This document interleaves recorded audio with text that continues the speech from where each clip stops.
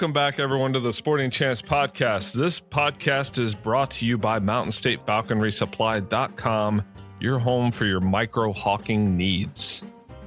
What's up, guys? If you're anything like me and you like braided equipment, leashes, jesses, there's no better place than MidnightFalconry.com. Richard Moats puts a lot of effort into the finest, tightest braids that money can buy. Listen, folks, now's the time. Heck, it might even be too late. Check out North Mountain Goshawks to secure your hunting partner for, inshallah, next season, but possibly the season after.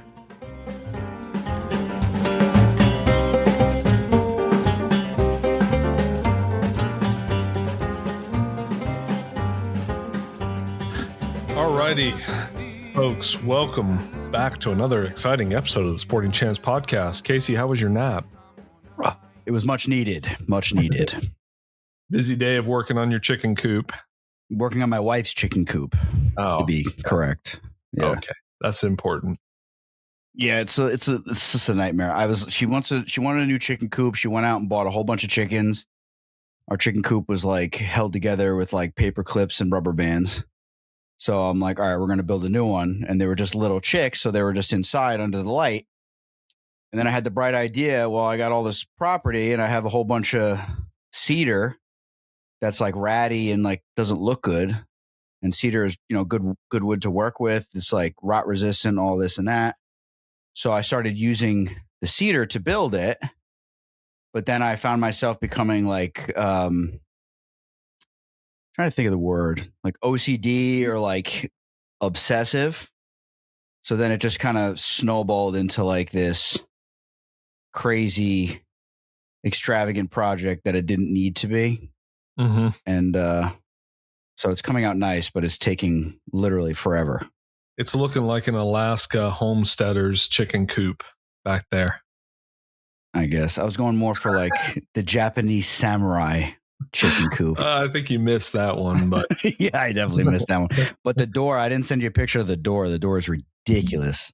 It's all cedar, and then I took cedar like branches and did like an outline of the door, like a rectangle, right? And I cut 45s, and pinned them. And then I took like 50 like branches of all different angles, and like it basically like just naturally. I got little screws and like drilled pilot holes and like shaved it with like a grinder. I bought a grinder blade for wood, and I'm like grinding it so that it pops into the roundness of the other limb. It's insane. My wife came out, she was like freaking out. That's intense. This woman has no respect for me, dude. This is well established. Dude, she thought she could beat me in a foot race. I told that story already on the show. Right. My son was like, oh, you mommy and daddy race. And she starts like smiling and like getting ready. And we took off running and I just jogged and like smoked her. And she was like upset. Like she literally thought she could beat me. And then she comes out and looks at my work and she was like losing her mind, taking her phone out, like filming it, sending it to her mom. I'm like, yeah, like I'm not like an idiot. Like I can build stuff. My big brother is like a 300-pound big guy. And I had a neighbor when I was like 20, 21 years old who was worked out on a regular basis. So she was pretty fit. And she thought she could beat my big brother in a foot race. Yeah. And she couldn't. No. She couldn't. No. Even though he's 300 pounds and like completely out of shape. Yeah. Is he as tall as you? Is he as bigger than you? Yeah, he's just a little shorter than me. Oh, well, but still, though, when me and you were looking for goshawks in the woods, it's, I think it's like 4 steps for every one of your steps for me. Yeah. Yeah. So we're hot off the heels of a goshawk expedition. Legendary. Epic. Legendary. And we're going to get into that. But Casey, of course, noted that when I'm walking through the woods, it's like Sasquatch. Yeah, it's hilarious. He literally walks like Sasquatch, like his arms swing and everything, just like the video. Like that one real video, quote unquote real video. I've got my arm span is longer than I am tall, and I'm pretty tall. So I think my arm span is like 7 feet if you measured from tip of the finger to tip of the finger. you're a size 14 and you're what? You're like 6'2", right? You gotta be. You're like this tall, at least 6'2". Yeah. Yeah. You're a large guy. Large. Not very nimble. I'll say that. But you are large. You don't think I'm very nimble? Nah, bro. Come on. Why? Nah. Look, come on. Tell me, why aren't I nimble? Because it's big people. All right. So I've come to this conclusion being 5'7", right? I've been watching you people my whole life. Mm-hmm. Okay. Your group, your tall group. And like everyone's all excited to be, oh, I'm big. I'm a big guy. Like, I'm a big guy, like I hear that a lot. And my customers, is this toilet going to hold my weight? I'm a big guy. Listen, you're not that big. You're not that tall. You're not that big. But it's very rare when you see somebody that's big and tall, but very nimble. Uh-huh. Like Brock Lesnar, right? That's a big guy. And when you watch him move, he's extremely nimble, which is like, that's like, okay, I guess somebody to be like afraid of. Not that I'm saying I'm not afraid of you. I'm saying like to be very tall and then very like nimble and like fast twitch muscle fiber is like. Makes you a freak of nature. Yeah. So it's like short people, like, number one, we live longer than you people. Good. Okay. I'm here for a good time, not a long time. I mean, I'm probably, I feel especially like these days. I don't feel healthy these days Get either. The show on the road. Yeah. But it's, I want there to be a Sporting Chance episode in memory of me. Yeah, we'll have it eventually. Hopefully sooner rather than later. No, it's going to be fine. But being short, you're just naturally more nimble, I think, because you're like, everything's smaller, so you can like react quicker. Like look at a big Siberian Goshawk and a Sharpie. Yeah, it makes sense. They're just more nimble. Makes sense. Yeah. They struggle in some areas, but they still get the job done. You guys out there listening, weigh in. What do you think? Yeah. Give us your thoughts on this whole. I'm just trying to justify my shortness. You rock it. It works for you. I make it work. So while we're talking about you guys out there, let's talk about, we had a pretty funny sighting. Friend of the show, the mad scientist of the Sporting Chance podcast, Mr. Ben Shelton, Ben Shelton, a young Ben Shelton, North Carolina's own. He's actually now the president of the North Carolina Falconers Guild. Oh, good for him. He's a good he's a good guy for that job. Yeah, he's perfect for Very diligent and efficient, that guy. Oh, yeah, super. So he was driving down the highway in North Carolina, and he sees a black Toyota Highlander. He snapped a picture, and he said what really got his attention was the muffler hanging in the back, connected with zip ties. But his son, James, shout out to James. James pointed out, Dad, he's got a Sporting Chance sticker. So there it is, zoomed in. That's guy with crazy. Shout out to the guy with the hanging muffler with the Sporting Chance sticker. And Ben creeped up beside him and had no idea who he was. Never seen him before in his life. That's crazy. Well, it's like Mike saying he saw a guy at the airport. The dude at the airport approached Mike and said that, hey, I love your hat. I love that show.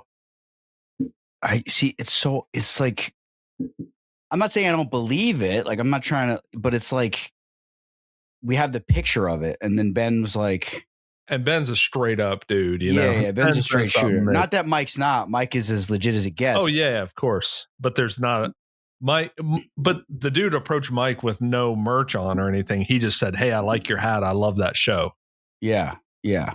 But he could have been, because there is like like they don't post anymore or whatever. There's like a basketball like review podcast. It's like not very big, and it's like called The Sporting Chance, but it's like kind of lame. I think Mike talked with him about the show.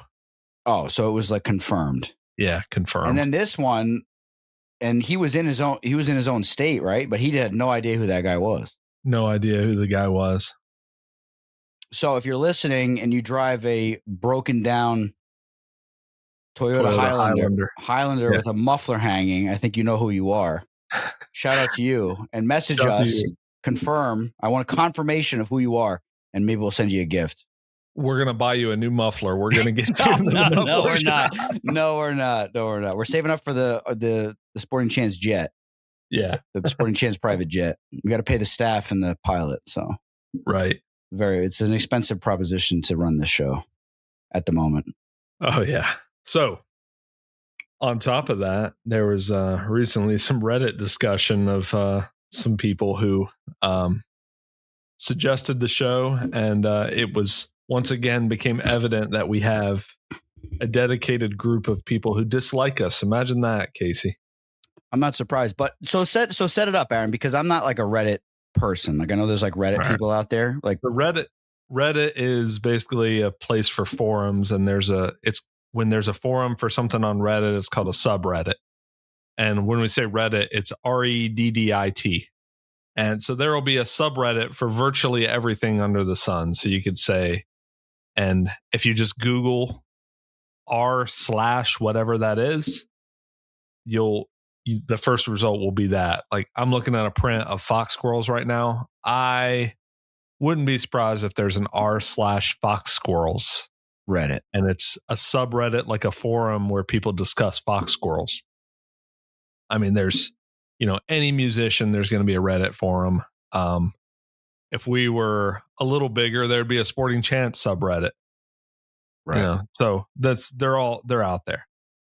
There's like r/Joe Rogan, r/Donald Trump, you name it. So anyway, there's the falconry subreddit, which is mostly people trying to get into the sport. And it seems like 95% of them live in North Carolina. Weird. Yeah. And friend of the show, Jackie Berry, is pretty active on the falconry subreddit. But people are always asking for suggestions of things to watch, things to listen to, things to study. And far be it from me to jump in there and say, you should listen to the Sporting Chance podcast. I'm not going to do that. But other people do. A lot of people on the subreddit are big fans of John Mounier and Falconry Chronicles. Okay. RIP. Pour one out for the homie. I think he's taking a rest. Yeah, he's taking a long rest. He's in his coffin just sleeping like Dracula. Do you want to discuss what all the people said, Casey? Yeah, I don't care. I could care less. It's pretty funny. Like we try not to give the haters attention, but it is pretty funny. So somebody asked for some material to listen to on falconry, and somebody suggested Sporting Chance podcast. And then somebody replied and they said, hot take, Sporting Chance is trash. Casey Everett is a thin-skinned man baby or something like that. That's so funny. And I think they more or less left it at that. And then somebody else said, well, to be fair, the other host, they don't say Aaron. the other guy. Host. So that's just, I'm the other guy. The other guy, there's also a legion of people that dislike the other guy as well, basically. How could they dislike you? You don't even do anything. I'm nice, You like, might see I message you, like when stuff is popping off online, I message you, I'm like, dude, say something. And you're like, nah, man, I'm gonna stay out of it. Like you don't even involve yourself in I don't get it. Like if people have a problem with you, like then there's really just you just can't help it. Like there's nothing you can do. Yeah, I laugh anytime somebody has a problem with me, and I know I'm not perfect, and I know I'm not always the nicest, but I do. That's what I go to. As I go, I'm nice. Why do people dislike me? I'm nice. So yeah, it's very weird. Yeah, I don't mind. I mean, maybe I am thin-skinned. I don't know. I don't care. I mean, I get so much hate from people. I get death threats from people. I have an open investigation on somebody, like saying they're going to kill me and my whole family. Like I got hate coming from everywhere sometimes. Like, and he's not joking about that. That's real. No, that's an open investigation, and I know who it is too because the detective was an idiot and like told me exactly who they are. So I know exactly where they are. I know where they live. I know how many fucking cats they have. And I was instructed to keep my mouth shut because it could affect the outcome of the prosecution if I involved myself. Oh yeah, you definitely don't want to engage with them. Yeah, like I wanted to message them and say stuff to them, but like they said that could really affect. I guess you're not that thin-skinned, otherwise you would have done that. Yeah, You know what I mean? Like I get hate all the time. Like I engage with people, I engage with the trolls and stuff, but I don't like lose sleep over it. Like it's like kind of like entertaining, I guess. I don't know. You put yourself out there, and there's going to be people who have a problem with you. And what I think I only am thin skinned when it comes to like people that I may think I would want their respect. You know what I mean? Like when John Goodwill, whatever his name is, that guy for the Falconry Fund, Peregrine Fund. No, the Archives. Yeah. The Archives of Falconry. Like when he started attacking us after that episode with Heath, like I kind of like didn't like that because he's like a prominent guy or whatever. And I was like, listen, we're just airing grievances. We're just trying to open up the dialogue, and we're doing it in kind of like a newer style, like kind of like being loud and annoying, confrontational, getting the conversation going. And it ended up working out for everybody involved because at the end of the day, we just want what's best for falconry. So we're not like trying to fight with people for the sake of fighting with people. And he I guess couldn't understand that. And Heath was like, I don't know. I had a great time. I don't know what you guys are talking about. But like he wouldn't let it go. And then like, I guess he must have spread stuff around to like other like boomer type falconry people. And like they were getting involved. And, and you would think like an organization. Paul in New Mexico, he hates us. Domsky. He hates us. And that was a little, I'm with you on that. That was a little disappointing because I followed him on Instagram and I thought what he was doing was pretty neat. But no, he was whatever, though. You can't make everybody happy. Yeah. I mean, listen, dude, like I don't. Yeah, we'll just leave it at that. But like, I don't understand like how you can't read between the lines of like what we're trying to do with the show. And we have matured and evolved over the course of the last 3 years. Like we're not the same show that we were in the beginning. Not even close. The first dozen episodes got wild, they got absolutely wild, but this is pretty tame now. Yeah. I mean, listen, if you people want us to bring it back, you want to push us and dude, well, I'll just pop the lid off it and go crazy on here. But we're trying our best to appeal to everybody while also maintaining integrity and not being pushovers and, all the rest. Right. So, it's a balancing act. We're trying to put on a show that the majority of people can enjoy. If you're a sensitive baby, then I'm not going to cater my show to the sensitive babies out there. Like you can just die off as far as I'm concerned. But we want what's best for falconry. We have what's best for falconry at the forefront of our show. So that's all that matters in my opinion. Sure. That's the goal. Yeah. And we're regular people just like everybody else. So, there's whatever. We could talk about it all day, but there's always little drama that happens. Yeah. So just please be nice to us, right? No, you don't have to be nice to us. I mean, it doesn't matter either way, but be nice to me. I'm having a tough time. I'm working some stuff out. So we just recently got back from a trip. We'll just avoid the state. If you know, but we'll avoid saying the state's name. But we went up north. What? Up north. Yeah, we went up north in pursuit of goshawks, and we found goshawks. We sure did. Yeah, and Casey famously chickened out climbing a nest years ago, and he had his redemption. Yeah. What was that like for you? Well, obviously you had something to prove, but really. You're such a goshawk nut. You're crazy about goshawks. What was it like climbing up to a nest and seeing the babies and seeing the structure of the nest firsthand? And it was crazy because it's like flying, like buying birds and flying them and then seeing them in their natural habitat and like experiencing that aspect of it, or even being on the ridge. Like I was on the ridge with Paul and Phil. Well, I don't think Phil was there. It was just me and Paul.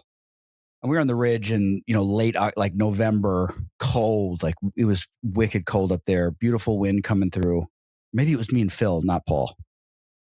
And we trapped 2 or 3 passage goshawks in New York, like coming through in one afternoon, like within not even 45 minutes of each other. Trapped so you one. were there for that? Yeah, we trapped one, we trapped another. And then I want to say we trapped another, but all I know is as we were pulling one out of the net, another one was coming in on the pigeon and then floated over us, looking down at us as we're looking up, pulling another goshawk out of the net. And we were both freaking out, like, what is going on? And we like ran back into the blind. So like when you experience like stuff like that, compared to just like going to the airport and picking up a bird, it's not even remotely the same thing. It's like, it's completely different. And not just the experience of it, just everything that surrounds it, the bird itself. It's a whole different thing. Like pulling moose last year. Well, Jim pulling moose last year, Jim Kaczynski, Northeast Director of NAFA. He pulled my bird. Wazinski. Mm-hmm. Okay, Wazinski. It's a hard Ruski name. Forgive us, Jim. Sorry, Jim. And and it's like he pulled a bird, and it's different because the female's cacking. She almost took Aaron's head. Me and Aaron found that nest by ourselves, and the female literally almost took Aaron's head off. Like as we're hiking, we're looking for sign, we're looking for feathers, slices, plucking posts, doing the whole thing that you do, what every falconer should be doing out there. And we're finding this. We found an old nest. We got excited. And then she comes in and it was just the two of us. And she's like literally trying to smack us while we're on the ground. And we were still 100 yards from the nest. You tried to take your head off? At least. Then, yeah. So and then the whole experience. And then we meet up with everybody else. And then we game plan, went back there because we had other spots to check. It's just a completely different experience. So then, but years ago, like, what is it? I don't know, 4 or 5 years ago, they threw me the harness, the rope, the belt, and the spikes to climb up the tree. And they're just like, yeah, climb it. But it was like a 65-foot climb with like 1,000 little branches that needed to be cut on the way up. And I don't think they actually expected me to climb it. I think they just wanted to see if I would attempt to. And I was not like in the right headspace for it, I guess. I don't know. And I got like 15 feet off the ground, like 10 feet off the ground. And I was like, the spikes kept slipping. I kept like sliding and I started getting scared. And I'm like, there's no way. I'm getting scared. This guy's getting scared up there. And it was nerve wracking. But like Aaron said, like this past season, we were hawking and like, I'm climbing 20 feet up. With no equipment, just kind of like shimmying up a tree and like hand holding and just kind of like getting up there to get a squirrel to move out of a nest or something without even thinking twice about it. Way more dangerous. Yeah. The one in Ohio is dangerous because like I didn't even really feel very confident and there really wasn't very many branches, but I was up there and I was like, oh, if I fall, like I'm going to kill myself right now. And then like, I think it's just all mental. So like, Paul just put everything on me. He made me do a little test thing on like another tree nearby.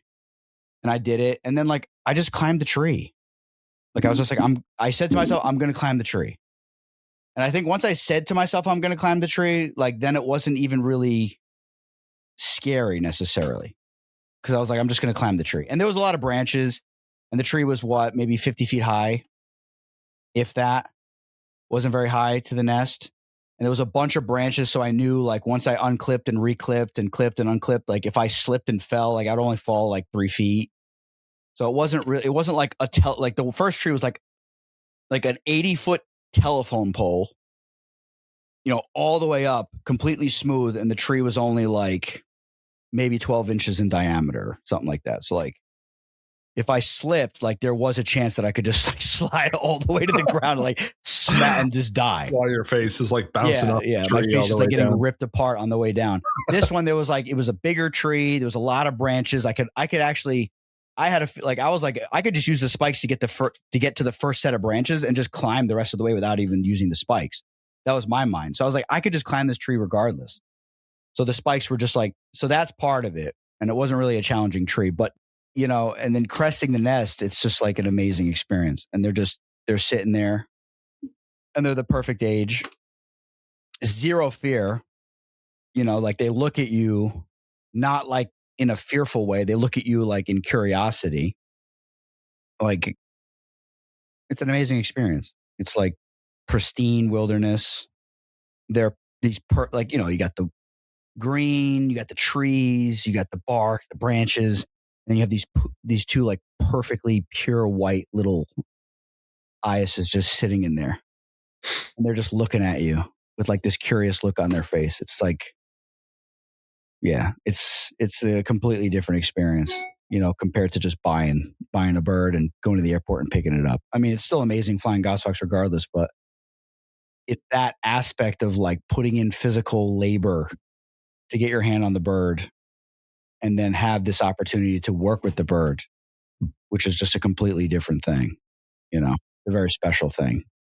Doesn't mean that one bird's more valuable than the other, but it definitely puts it into perspective, like what you have in your possession. You can't buy a wild goshawk, so it is kind of more special in my opinion. Yeah, 100%. Yeah, you can't go out and purchase one unless you want to go to jail. And we're too pretty for jail, so no, I'd be fresh meat real quick. So, seems like it's been kind of a rough year for goshawk breeders. Yeah, it's getting to look. This bird, I got this screech owl is going crazy behind me. He will not calm down. Sorry. He's all right. Yeah, it was a bad year. I think a bunch of different breeders barely produced anything. One guy lost everything in like one day to like a malfunction of like the brooder or something. Yeah, I'm getting messages left and right from people like, do you know anybody with a bird? Do you know anybody with a bird? I know somebody with a bird, me. Yeah. I've got a 1-year-old parent reared bird that's available. Speaking of which, I have it listed on this website called Falcon's Ledge. Have you ever heard of that? No. I mean, it sounds familiar. I think it's a new classified site. Let me pull it up. Is it Europe also? No. I think so it's thefalconsledge.com. And, Raptor's Nest has got, the classifieds. They've had that for years, but it's always super buggy. And like half the time it doesn't work. Yeah. So this one works well. I'm not sure who runs it. But I have that one listed on there. And then somebody else has a 2026 female Siberian Finnish that I happen to know is sold because I know someone that bought it. Who made that bird? Let's see. It is. How do you know it's sold? Gary Mall. Gary Mall in Illinois, because I know the person that bought it. $4,000 for an imprint imprint chick. And you said what it was? Is a 50-50? Yeah, 50-50 Siberian Finnish. For $4,000? $4,000, but it's sold. Oh my gosh. Yeah. Things are getting expensive out there. Yeah, so if you want goshawks, you better get out in the woods and start trying to find some nests. And not only that, don't let that one guy take your goshawk rights from you.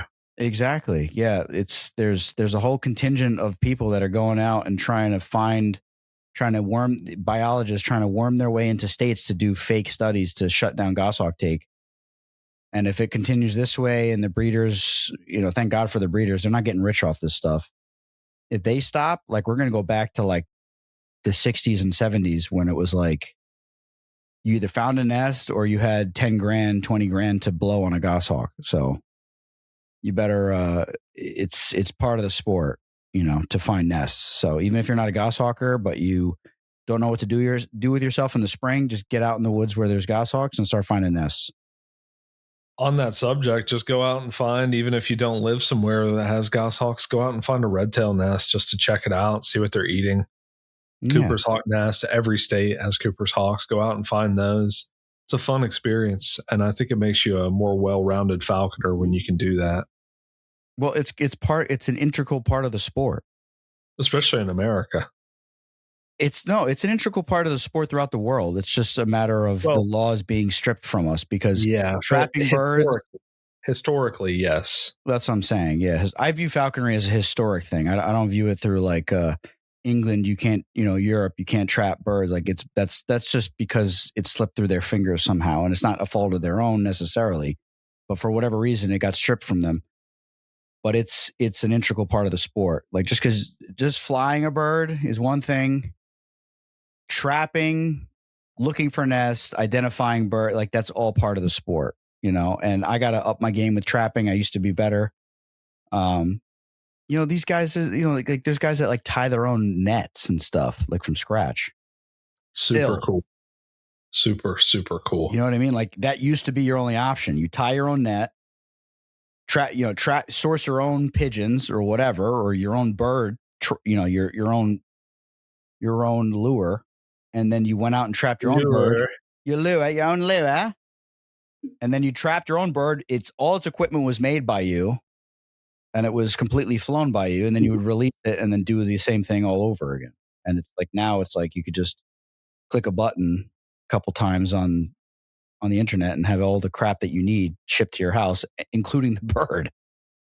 So it's and there's nothing wrong with that. I mean, it just makes it easier to be a falconer these days, but I think keeping the tradition alive is good, and well, not everybody has the opportunity to go get wild goshawks. No, and I mean, it's hard. It's really hard. I live roughly an hour and a half at the minimum from goshawk habitat. I found one an hour and a half from my house.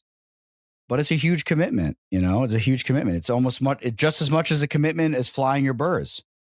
To travel, to look, to stay there, to look at habitat, to get skunked or realize the habitat's not really what you thought. Climb. Yeah. The climbing thing, I just think that if Jim, Paul, Phil, and everybody else there that could climb weren't there, I would have found a way to get up the tree. I think it's just the fact that they were there that I was like, why? I'm scared. I'm coming down. But if I had no other choice, I would be like, this is silly. Why do you want me to do it when you guys are good at it? Right. Right. And I'm not even pulling a bird. It was like my first time going. It's kind of like equipment. Like I'm not making a falconry hood. Why would I do that when there's masters out there and I can pay them $90 to do it? Right. But if there was nobody making it and you couldn't get your hands on one, I would figure out a way I would make one. I'd print out, like when I was a kid, I'd print out not even an Indian hood. That's one piece. And I would fold the friggin' thing together and sew the seams and follow the old book instructions because the books show you exactly how to make it and it even has patterns. Mm-hmm. You just have to scale the pattern based off of the bird you're trying to fly. And you're a homeschooled kid, so you know how to sew. I had a sewing kit as a kid in my room. I had a literal sewing kit filled with needles and threads and awls and all this stuff to like fix my pants and stuff. I was as homeschooled as it gets, dude. Your straight leg, blue jeans. Yeah. And I'd hem them myself, pin them in with the little pins. Would you really? Yeah, dude. Yeah, dude. When was the last time you busted out a sewing kit? I don't think I've busted out one in a long time, but like my falconry kit has a whole sewing thing in it. Dental floss is good for tying lures together and stuff. Yeah, I don't know how to sew. There's all different ways to do it. It's all different patterns you can do. Yeah, I'm considering getting into taxidermy, so I'm going to need to learn how to sew if I'm going to do that. Yeah, and you got to sew good. You got to be like a surgeon, like a plastic surgeon for that, because you got to hide all the seams. It's a little daunting, a little scary to think about. Yeah, but if you're doing a squirrel, it's going to be tube tanned, right? I'm not sure. Yeah, I think a squirrel, all that stuff is tube tan, so it's inside out. The whole body's inside out. You don't slit it up the middle or anything like that. So you're really only sewing the anus, right? That's pretty much the only area you have to sew. I bought a book on how to stuff squirrels, so I need to check it out. I'm bad about buying books and never reading them. Yeah, same. I probably have a couple dozen falconry books, and I probably only read 2 or 3 of them. Yeah. Over all the years. Yeah, I would just buy books all the time, or like my mom would get me a book for Christmas or whatever. And like, dude, I'm not. It's like My brain 700 pages. I'm not going to sit there and read it. I don't even like reading to begin with. My brain is mush now. I used to read a book a week. That was kind of my goal. Was just one book every week. It's and crazy. Now it's like 2 or 3 books a year, maybe. I just have no attention span anymore. I'm so exhausted all the time. Just the modern world has just beaten me to a pulp. Yeah. Yeah. It's being married, having kids, having a life, having a job. There's not enough time in the day. Dude, I used to go to the gym twice. I used to go to the gym twice a day and fly birds. And do side jobs after work. Yeah, I have no idea how you did that. Dude, I had an 8-pack. Sleep 5 hours. Bro, I had an 8-pack and I would put game in the bag and I was making bank. I was making double. I was making double what I was making with my job. I was making the same exact thing on my side job. So what were you doing? First thing in the morning, cardio session? Cardio sesh. Fasted cardio before you ate? Fasted cardio, 4 a.m. Me and the crew, we'd go to the 4 a.m. cardio, a little bit of a pump workout. So if I was doing chest, I would just do some push-ups, some cables. Then I'd go to work, be to work at 7:30, go to work, get out of work. Either if it was a winter, I'd go fly birds. Then when it got dark, I'd go home, shower from flying birds. Then I'd go to the gym, hit it hard. Okay. And then if I had side jobs, then I would do the side jobs after work or fly the bird, then the side job or try to schedule it vice versa. I had no time for anything else ever. It was just that was all I did. So like when you get married, like, and you have kids and you have responsibility, like you can't do that stuff. Like it's not feasible. You know what I mean? So like to be shredded and jacked, like it's like a full-time responsibility. Mm-hmm. It's like not much point when you're married. No, I mean, it helps keep your wife in check. Because she sees your chiseled physique and she knows you could beat her up. Yeah. That's exactly what it is. Yeah. No, it's good. When obviously, being in shape's good, but as far as like being like chiseled, the point? Being chiseled as like a 35-year-old, 40-year-old guy is like it's just like a mental illness. Like you have a problem, or you have way too much free time, or you have like a chip on your shoulder. Well, think about if you didn't do falconry, the amount of time you would have. Yeah. Yeah. Like if I didn't fly birds, if I didn't have a chicken coop to build, I would have time to go to the gym. I'd have time to do a million other things. But there's not enough hours in the day to do everything. You know what I mean? And I don't even put enough effort into my own business. You know, I know guys that, they're up in the morning doing paperwork, they go do jobs, then after work they're doing paperwork. Then they're spending a couple hours with their kids, then putting their kids to bed, and then doing more paperwork, sending out estimates, talking to their accountant. It's like I don't put enough effort into what like an actual business owner does. I do just enough to like make sure that I don't go to jail at the end of the year, and I have all my. I do just enough while trying to fly birds, while trying to film, while trying to edit, and then do the podcast. And there's just not enough hours in the day. Your life is frantic. It's frantic, but it's all in the same direction. It just all goes in the same direction. I think building a chicken coop, and I'm building a new mew the same way I'm building the chicken coop, just all from cedar from my own property. And then there's potentially a special bird going into that chamber. More to come on that. Yeah. The bear is just going to push its face through your fancy little cedar door. Oh, dude, I got the chicken wire. Like a bear could just get in there and kill all my chickens. Which is crazy. That's never happened based on the amount of bears you have. Dude, they'd rather just like eat my son's diapers out of the garbage than deal with my chickens. I've only had issues with foxes and coyotes around the chicken coop. But I did cedar posts touching each other. I cut them 36 and I did 18 in the ground, 18 out of the ground around the entire perimeter of the entire thing. And I still barely even touched this, all the cedars on the property. So that's how much effort. I'm digging a trench around the whole thing, putting them in, bolting them together, putting a ledge on top of them with another cedar, then cutting posts going on 45s, then other 45, then another 45, then a straight post to support the top beam, then a cross beam going. Like it's literally like it's a menagerie. I don't think that's quite the right term. A menagerie is a collection of animals. It's going to be a menagerie. They're not in there yet. Sure, your yard's a menagerie. This cat's so annoying. She's once in, once out. She's meowing, scratching at the door. There's no pleasing her. Yeah, you shouldn't even have that. What would you do about that? You know, I wouldn't even have that animal. I had a cat, bro. Crazy story that you just said that last night. I let the dogs out of the kennel. I let them run around. I let them run around throughout the day, but I let them run around before, they eat. I let them run around. They go number one, number two. And there was a cat under my back porch, probably trying to kill mice and stuff. And the cat runs out of the yard. None of the dogs notice it except for me. And then it runs into like the woods, which is, there's like a little hedgerow kind of like, next to the woods. It's all thick brush and a couple of brush piles next to the woods. And then Franny, the little one, the 5-pound dachshund, she catches the scent and then starts getting excited and tries following it. And as she's following it, and the other dogs are running around just like peeing and like, whatever before they go in their kennels for the night, Franny is like following the trail of this feral cat going to the edge of the woods.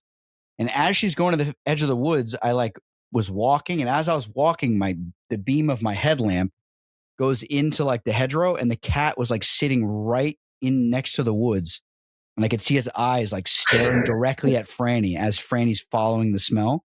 Like the cat almost looked like it turned around to like wait for Franny to like jump on her or something. And then I kenneled them up, got my blowgun, allegedly, and then came back and it was gone. Okay. Dude, pro tip, blowguns, bro. Pro tip, blowgun. Any issue you have, blowgun, dude. Yeah, that'll sort it out. There's not much you can't sort out with a blowgun. You got that. The one you have is like 6 feet tall, right? 6 feet tall. Like, it's got like a broadhead blade on the tip. Do that thing. And then the key is I watch Slackmaster. Obviously, Tim Wells, everybody knows Slackmaster.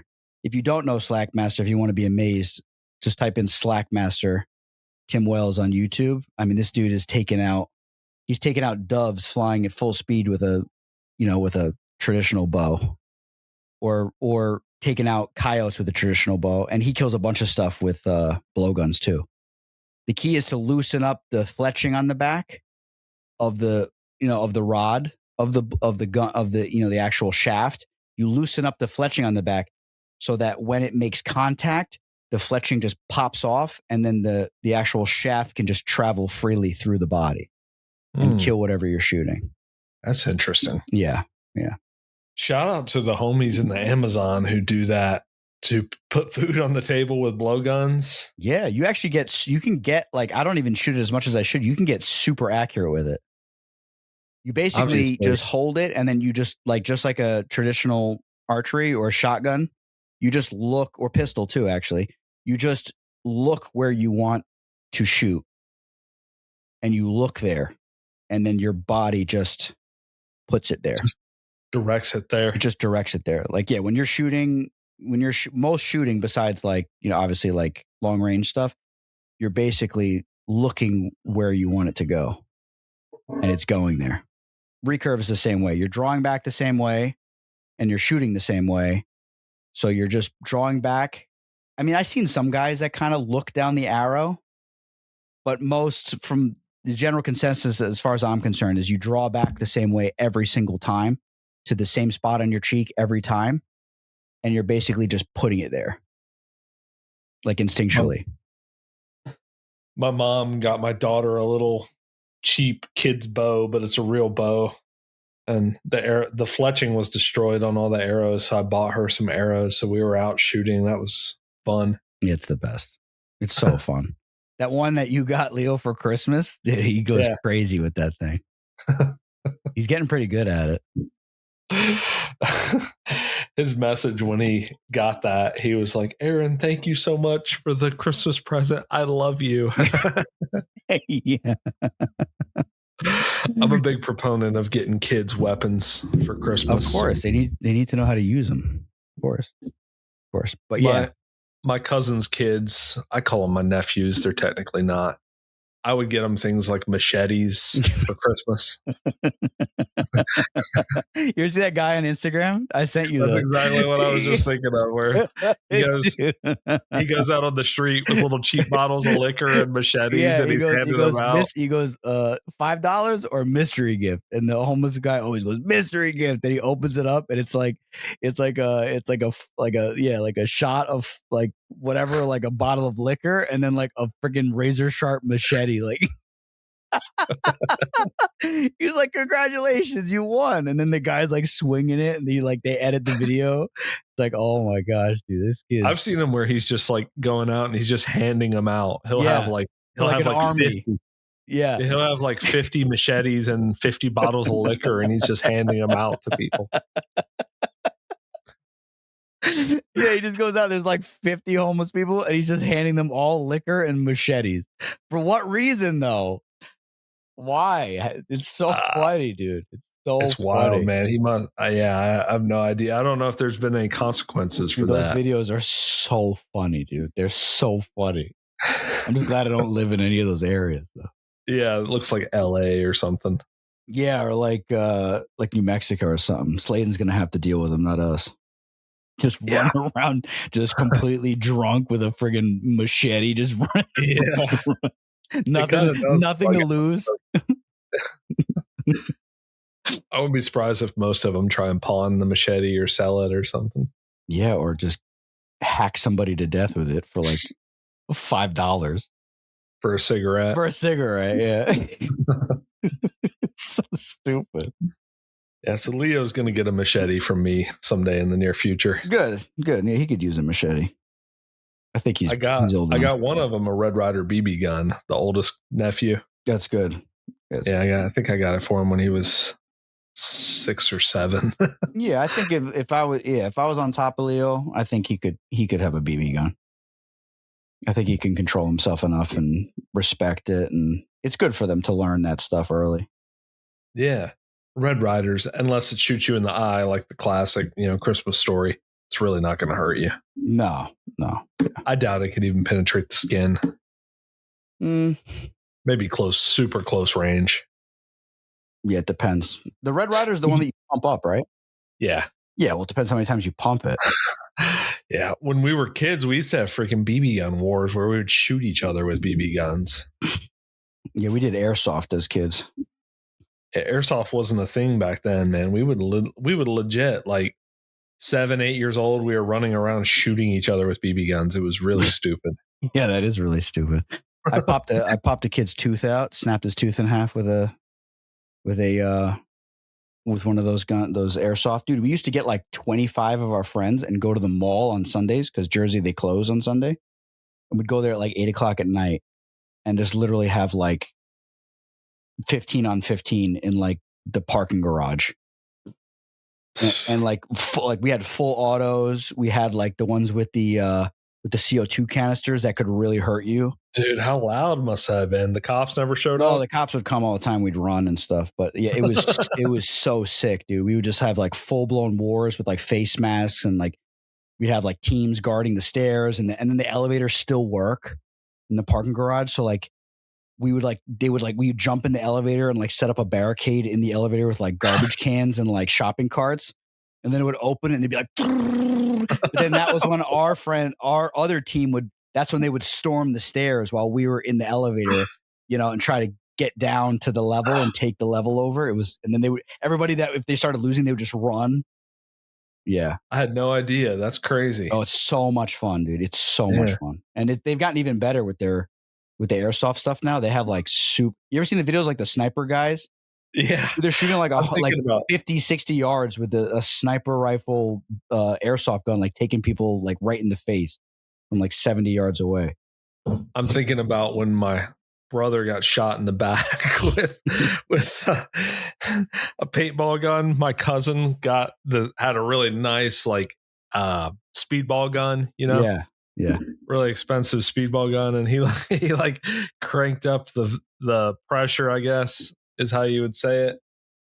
And my brother was like, I want to see what it feels like, because this is when paintball like was kind of getting accessible for people, so they weren't as common. And my brother was like, I want to know what it feels like to get shot in the back. Oh my God. So my cousin cranks it up and shoots him in the back. And my brother, when he turns around in pain, the first thing he sees is me laughing, like dying laughing. And he comes at me. Really? Like a freak. Yeah, he comes at me like a rhino, like swinging like wildly at me. And I just take off running. I was like 18 too. My brother was like 21 when this happened. My God.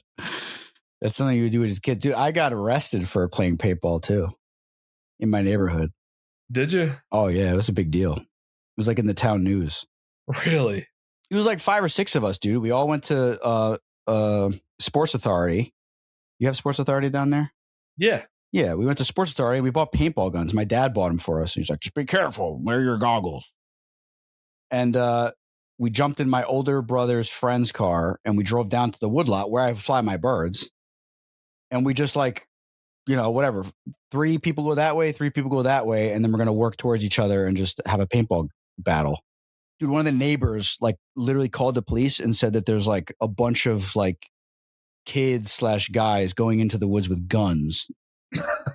Dude, it was like the Paramus police, the Oradell police, and like the Emerson police, and the strip of woods that goes behind a bunch of houses and there's a bunch of dead ends. Dude, there was like 4 cop cars on every dead end, and they all moved into the woods with like their shotguns and lights and stuff with megaphones. Come out of the woods with your hands up. Dude, they literally surrounded everything and they came out and like slammed us on the ground, handcuffs, everything. And brought us to the station. Yeah. And I was like, for paintball guns? I'm like, relax. Yeah, it was a big deal. But I was like I was a little kid, so. Did you get any charges? No, because there's no, like, it's just paintball. Like, there's no like ordinance. I don't think there was an ordinance back then about like doing that stuff on like public property. They said you can shoot paintball on your own property, but you can't shoot it on public property. And then our parents had to come pick us up. And it was, we got picked up from the police station a bunch of times, but not for anything bad, just stupid stuff. Somehow we went off the rails with this talk. Yeah, sorry. Let's get back on it. So, Casey opted not to get a Goshawk on this trip because he has his hands full already. Yeah. I got my first wild goss. Yeah, dude. Congratulations. Thank you. And we're thinking it's a tiercel. We weren't sure. You really think that now? I thought that was just a joke. I really think it is. How? What's the age now and the weight? I think it's 19 days and it's 600 grams. That's a tiercel. Yeah, probably a tiercel. What's Paul's? I was hoping for a female. It's same thing. Oh, so there you go. Okay. I was hoping for a female because about half of my game are squirrels. So, it's okay.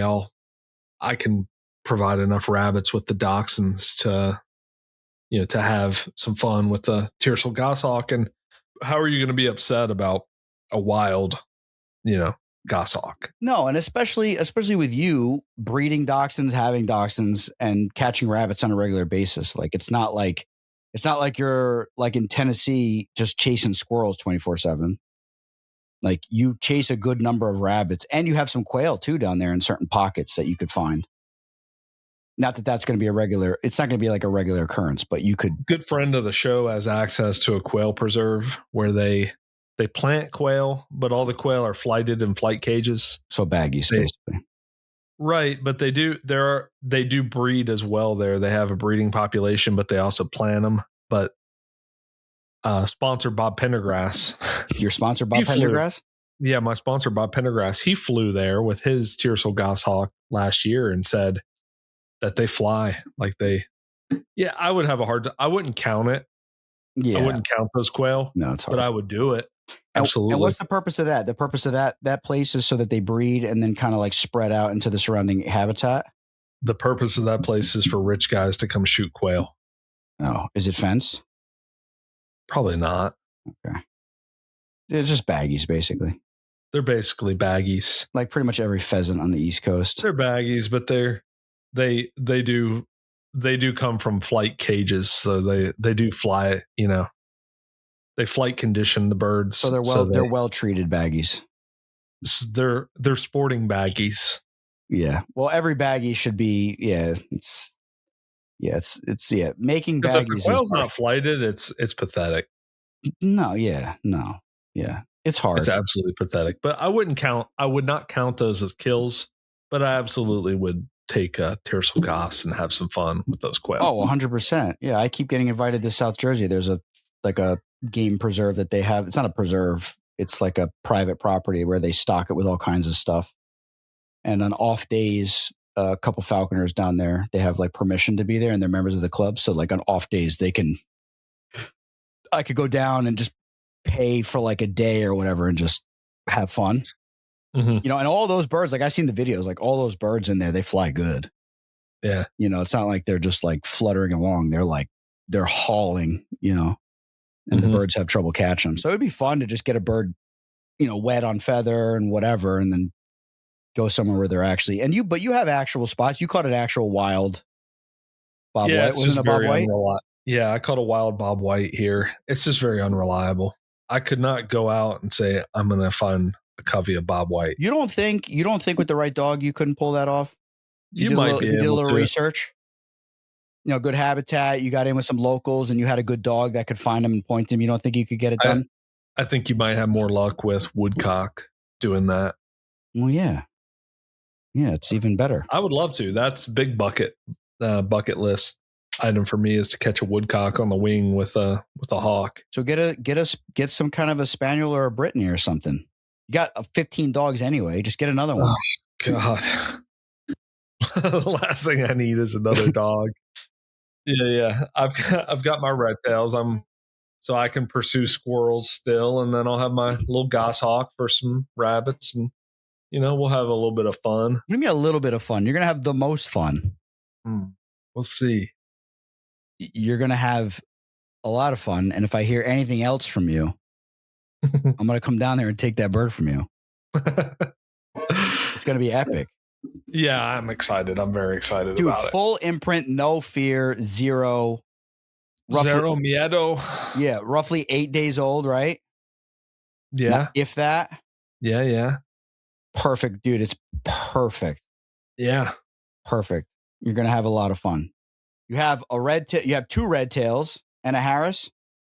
I got my wild Harris. I got 2 red tails, and you don't need another squirrel bird. You're all set with squirrel birds, dude. You're going to catch rabbits with that bird, and you're going to have a blast. That's all it comes down to. Yeah. We'll just will it into existence. What do you mean will it into existence? You have 11 dachshunds. No, I'm not being sarcastic. I'm serious. Yeah, I don't want to hear any sarcasm. Neither does the audience. We don't want to hear it. No, it's going to happen. Like I'm not going to be that guy that gets a goshawk and does nothing with it. No, we know that. And are you okay? So now, are you going to hack this bird? Oh, great question. Harold James asked me that, and I hit him with the Dr. Evil gif that said, "How about no?" Yeah, after last year, I wouldn't. I probably wouldn't do it either. It's not with that bird. It's too precious. Little wild goshawk. It's too precious. I can't do it. No. I'm gonna do some supervised hacks, like we discussed, where I put it up and I'm just kind of out hanging around and letting it, you know. Yeah, just let the dogs work. You just kind of walk around, play on your phone. Just you're there, you know, and the bird's there, and you're not like going crazy, like trying to catch stuff. You're just letting him just kind of learn to land, fly around. Dogs can work some rabbits. They can get some exercise. You can get some exercise. Maybe bring Abigail with you and just hang out. Yeah. Yeah. That's perfectly. I don't think, I mean, it's not as good as a real hack, but I think it's better than nothing. Better than just trying to like catch a hawk from the fist from like day one. No, we're not going to be hawking from the fist. Maybe ever. You should though. You should do some exercises to get that bird good on the fist though. Yeah. I would do most baggies and most kills and stuff from the fist first. Just my personal suggestion, just to reinforce that the fist is fine. He can have fun there. He can have success there. It's a safe place to be. And then let him, catch the majority from the trees. Because if we go out west or we do something, we go on a fun trip, and he won't sit the glove, that's going to be a pain in the neck. And that probably will happen if you don't solidify that early. I mean, you can always change that, but a bird that won't sit the glove when you're trying to make in on ducks is a nightmare. Just from what my experience. Like it keeps baiting, and keeps looking at you, and keeps wanting to get in a tree, and you have like 5 ducks pinned on a little stream. It's the most annoying thing ever. Can you catch ducks out of trees? I have many times. Okay. I would say I'd probably say 50%, at least 50% of my duck catches were from the trees. Yeah. The ones from the glove are way better though. They're more satisfying. Yeah, I could imagine. But watching a goshawk come out of a tree and smash a duck while trying to make a break for it, like through the woods or something, and it just freaking smashes it into the forest floor. You don't get to see that every day either. I'll take any duck I could catch. That'd be a notch in the old belt. I just hope that the avian flu drops off. But yeah, when you get that bird going, and if the flu is not ripping like it was last year with 40 dead crows behind a grocery store in the town over from me, and dozens of geese dead on golf courses and neighborhoods last year. Like it was really bad last year from what I just saw in the news. Not even from what I was hearing from hunters and stuff. It was really bad. I was very hesitant to. But yeah, between me, Paul, and Phil, we can put you on like literally an endless loop of duck slips. I'm really not planning on going after ducks with this bird. Well, if you come up. If I come up, I'm willing to try it. Sure. Yeah. I think Paul and Phil, they got Scott McNeff drove all the way down from Maine, and they put him on a couple ducks back in the day. Good old McNeff. Mick Ice Cream guy. Mick, I won't come on the show guy. Mounier swung by and got him a scoop. I bet he did. Did he really? He posted that? It is like the best ice cream in Wells, Maine, by the way. Why? Does he make his own? No, I just think he sources it from like the right places. It's so freaking good. It's so good. That's an interesting business to have, an ice cream shop. So much, bro. The line is like down the block every night in the summer. And good for him. Basically, from the gist of it, is he makes enough in the summer to basically to just hawk all winter, basically. I'd imagine Maine. I'd imagine that the ice cream business in Maine during winter is not very good. yeah, it's not. They should switch over to hot chocolate or something. No, they sell around here. They if they try to stay open, like Dairy Queen and stuff, they sell like disgusting hot dogs and like chicken fingers and stuff. Yeah, and there's like Dairy Queen full-fledged restaurant now. Is it? Yeah. My brother and sister used to work at Dairy Queen, and they would like stagger. So like my sister worked there because she's older than my younger brother, so she would work there for like a couple years. And then like she would go to college, and then my younger brother would work there, and I would go in there all the time, dude. Just get like they mess up, quotation marks. They would mess up on their freaking flurries and stuff, or like their, the one where they flip it upside down for you to look at. Yeah. And then I would just come to the side door, and they would just hand it to me, and I would just eat the crap out of it, and then have diarrhea all day. It was great. Nice. Yeah. It's typical for you. Yeah, I got sensitive bowels. This is well known. Anyone who travels with him will attest to that. Dude, because when I travel, I'm like, oh, this is fun. We're traveling. It's fun. Oh, I'm going to get these chips. I'm going to get this BS. And then I eat it, and I don't usually eat stuff like that. So then I have a stomach ache the entire trip. That's like every trip I go on. Yeah. I do the same Paul thing. was very bothered by it. You would think at this, Paul like really had the realization during this trip. He was like, every time I travel with you, you've got stomach problems. He was very worried about it. He's always worried about it. He's always concerned. He's always trying to like convert me like to his religion of carnivore diet constantly. Yeah. But I mean, he's healthy and lost a bunch of weight, so maybe I should do it. But I don't eat like garbage like that all the time. I just do it like when we go on trips. I'm like, cut loose a little bit. You could tell he couldn't wrap his mind around that. It's just, when you're traveling, having fun.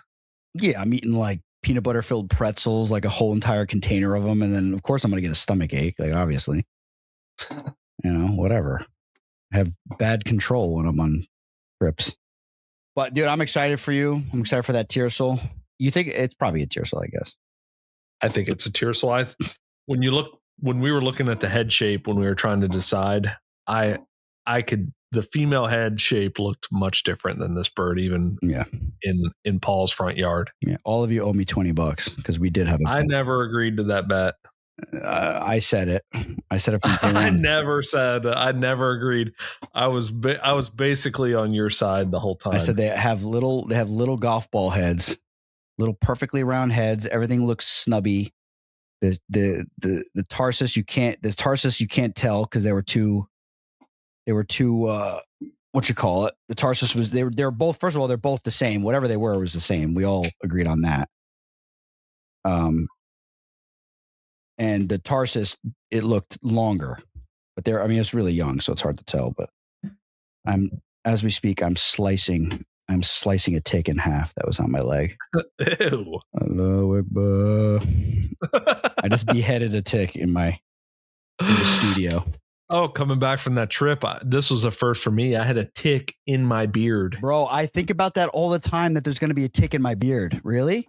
Yeah, it was in my beard, biting my face. That's despicable, dude. Ticks are disgusting. Yeah. They're disgusting creatures. You guys got them bad up there. We do. That's why we got the guinea hens.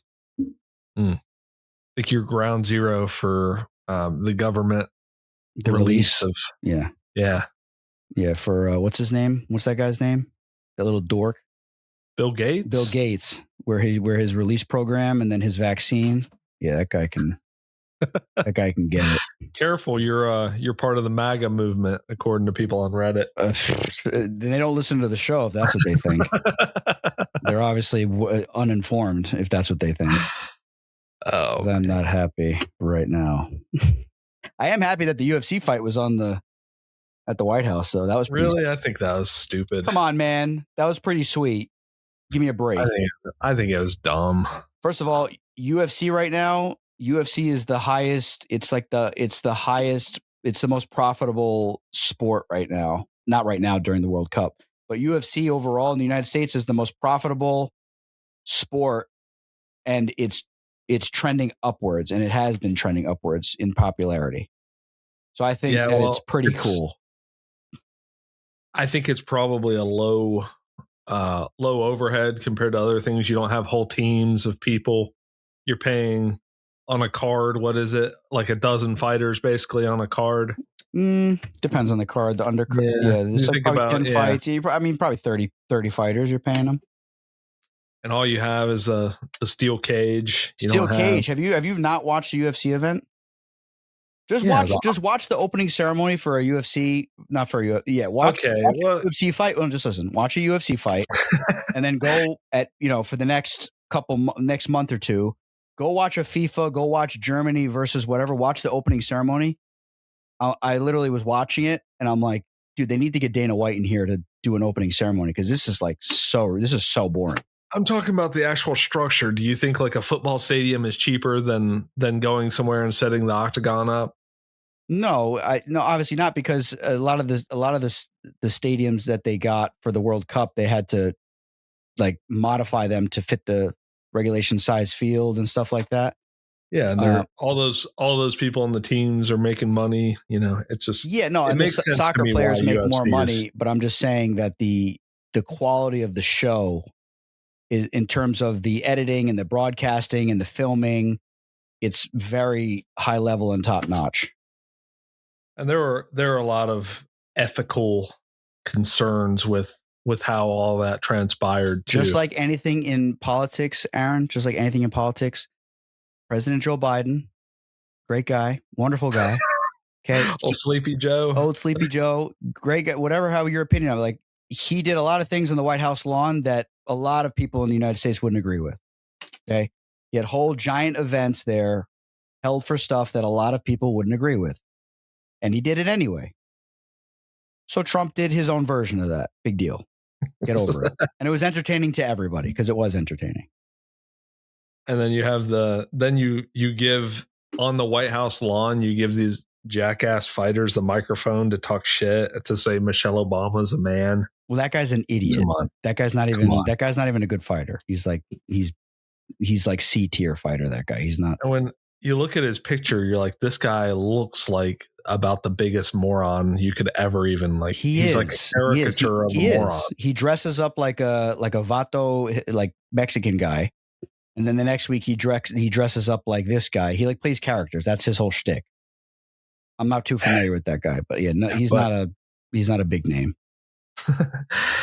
All right. Well, thank you guys for joining the episode. Thanks for tuning in. Casey's part of the MAGA movement. No, I'm not. I'm the other guy. The other guy, the other host. This is the Sporting Chance. We'll see you guys next week.